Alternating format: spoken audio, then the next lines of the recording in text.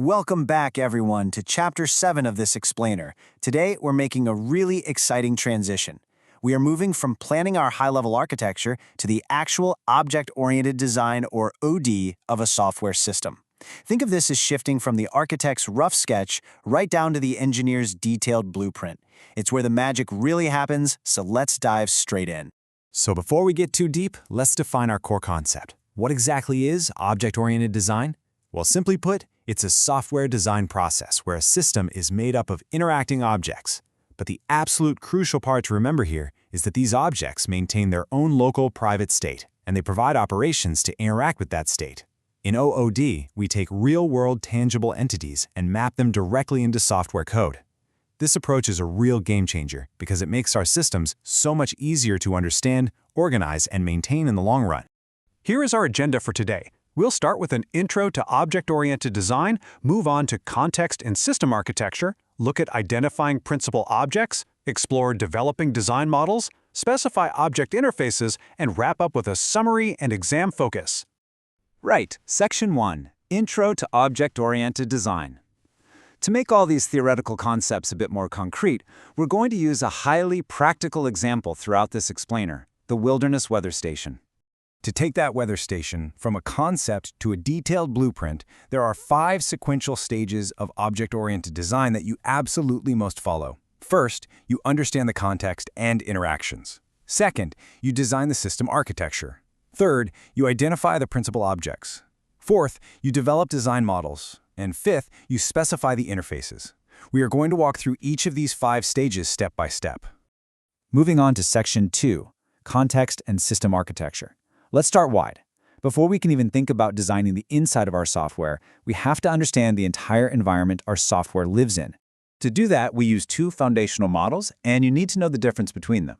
A system context model is a structural model. It shows the static presence of other systems in the environment, basically what's sitting out there around us. An interaction model, on the other hand, is a dynamic model. This shows how the system actually interacts with its environment at runtime, often represented using UML use cases. When we map out the system context, we use a block diagram to clearly define the boundaries. Our weather station sits right in the middle, but it doesn't exist in isolation. It connects to a satellite, which in turn links it to the main weather information system, and it also connects to a control system. By mapping this all out statically, we know exactly what we are responsible for building and what is external. Now for the second stage, designing the system architecture. When we look at the major internal subsystems of our weather station, we implement what's known as a listener model. Think of it like a shared radio frequency. Subsystems like data collection, the fault manager, and the power manager all broadcast and listen for messages on a shared communications link. This is a brilliant architectural style because it makes it incredibly easy to support different configurations without tightly coupling all our subsystems together. So, to quickly summarize this stage, establishing the system boundaries in the high-level architecture is the vital first step. We define what's inside our system, what's outside, and how our major internal subsystems will talk to each other using flexible patterns just like that listener model. Let's look at Section 3, Identifying Principal Objects. The crucial question we face now is, once we have our subsystems organized, how do we actually find the individual objects that will go inside them? Well, there are 2 main methods we use to identify our objects. The first is a grammatical analysis of the system description. It sounds fancy, but it's simple. You scan your requirements, and the nouns naturally become your objects, while the verbs become your operations or methods. The second approach is the tangible entities method. You just look for physical, touchable things in the real world. If there's a piece of hardware in your application domain, it almost certainly needs to be an object in your code. The Wilderness Weather Station is a perfect example of this tangible entity method in action. Physical hardware instruments, like the ground thermometer, the anemometer, and the barometer, become independent object classes in our system.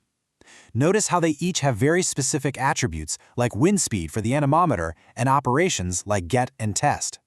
Alongside the hardware, we also create conceptual objects, like weather station to handle the main interface and weather data to actually package the information. So recapping Stage 3. Identifying principal objects involves actively scanning our requirements for nouns and real-world hardware and turning them into the foundational building blocks of our program. We then use scenarios or use cases to refine exactly what attributes and operations those objects need to do their jobs. Now we're at Section 4, Developing Design Models. We have our building blocks, so let's see how they come together into formal UML models that we can actually hand over to programmers. Before we look at the models, we need to clear up a very common misconception. Students often mix these two up. Structural models show static architecture. They show how things are formally organized, like subsystem packages and class diagrams. Dynamic models, however, show the actual runtime behavior. They show what happens when the program is executing and threads are interacting. Here is a prime example of a dynamic model, the sequence diagram. You read this strictly from top to bottom, and it tracks messages over time. Watch the flow. First, an external system requests a report. Then, the SADCOMS object sends a message to the weather station object.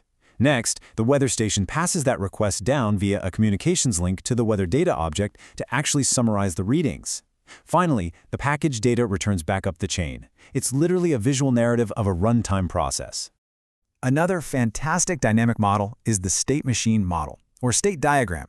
This shows exactly how a single object responds to specific events. Imagine our station is in a default running state. When a report weather event triggers, it shifts into a summarizing state. From there, it transitions to transmitting to actually send the data out. Once the transmission is complete, it safely drops right back to the running state. It maps out every possible state the system can be in and exactly what triggers those changes. Summarizing stage 4. We use structural models to map out our static organization, but we absolutely rely on dynamic models, like sequence and state diagrams, to fully understand how our objects will behave and interact when the software actually runs. Moving right along to Section 5, specifying object interfaces. We've reached the deepest level of our design zoom-in. This is where we define exactly how our objects expose their services to the rest of the system. When you look at an interface specification in UML, it looks almost exactly like a standard class diagram. It has the name at the top and a list of operations at the bottom, but look closely, there is absolutely no middle section for data attributes. An interface intentionally lists only the operations that can be called, totally hiding the underlying data. Now ask yourselves, why do we do this? Why is hiding the data so absolutely crucial? Well, it's one of the cornerstones of software engineering. Hiding the data representation means we can completely change how data is stored later on. Maybe we swap a basic list for a high-performance array without breaking any other objects that rely on this interface. As long as the operations remain identical, the internal data can evolve freely. Recapping this critical stage, specifying interfaces strictly by their operations keeps our private data secure and hidden. This makes the system infinitely easier to maintain and adapt over time. Plus, once an interface is locked in, different teams can work on different subsystems completely in parallel because they know exactly how the components will eventually connect. And finally, Section 6, Summary and Exam Focus. Let's wrap up this explainer with a focused review of the most important takeaways you'll need to remember. For your exams, make absolutely sure you can list the 5 sequential stages of object-oriented design: context, architecture, objects, models, and interfaces. You need to confidently explain the difference between structural and dynamic models, and perhaps most importantly, you must be able to defend exactly why an interface must never, ever expose its underlying data attributes. Ultimately, remember that OOD is all about mapping real-world tangible objects directly into software code, which makes everything easier to maintain. This completely sets the stage for our next topic on design patterns, but before you go, I want to leave you with a thought. If hiding our data inside objects makes systems so much easier to maintain, what on earth happens when 2 completely separate hidden systems need to share one massive database? Keep that puzzle in mind, and we'll unpack it next time.